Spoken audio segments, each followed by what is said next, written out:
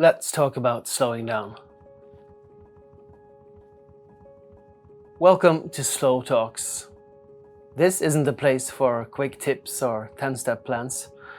It's not flashy, it's not fast, it's something slower, something softer, a space to breathe, to listen, to remember what matters. I wanted to begin this series by talking about why I chose to live more slowly, why I believe in it, why it's not just something I do, it's something I need. For a long time, I lived fast.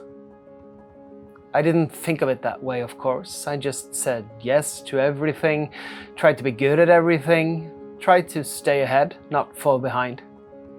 I kept busy, filled my schedule, stayed productive. But at some point, I realized I wasn't really there for any of it.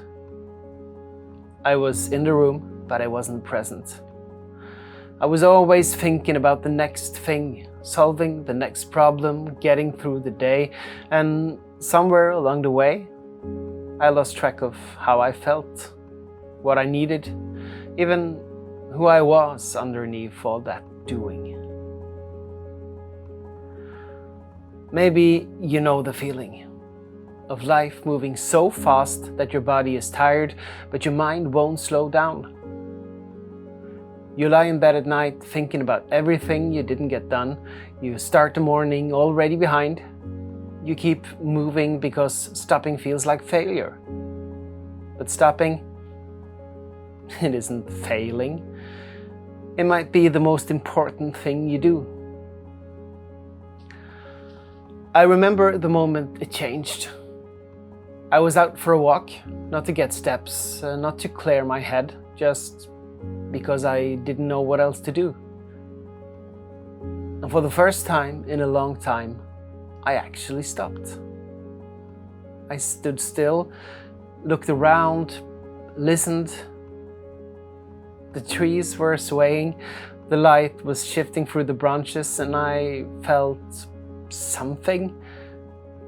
Not peace exactly, not yet, but a softness, a sense that maybe, just maybe, I didn't have to keep rushing.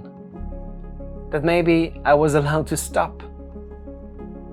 That's where it began. Not with a big change, just one small moment of presence.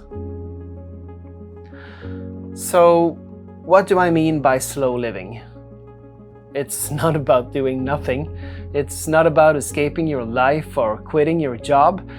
It's a mindset, a way of showing up in the world with more attention and less pressure.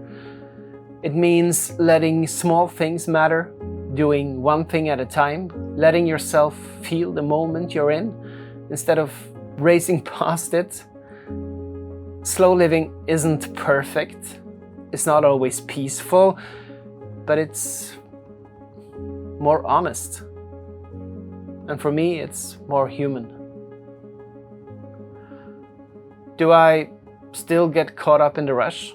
Of course. I still overthink. I still push myself too far sometimes. But now I notice it sooner.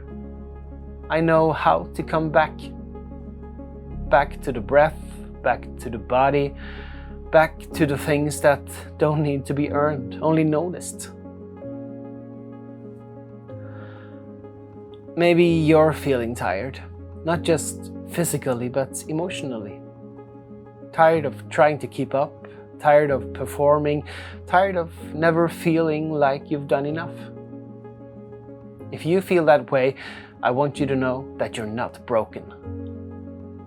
You're just living in a world that pushes you to keep going, but rarely gives you room to pause. You don't need to fix yourself, you need to meet yourself. Slowly, gently, honestly. That's why I'm starting this series. Not to teach slow living like a subject, but to share it like a story. These talks will be about present, about mental health, about nature, about remembering who we are underneath all the pressure.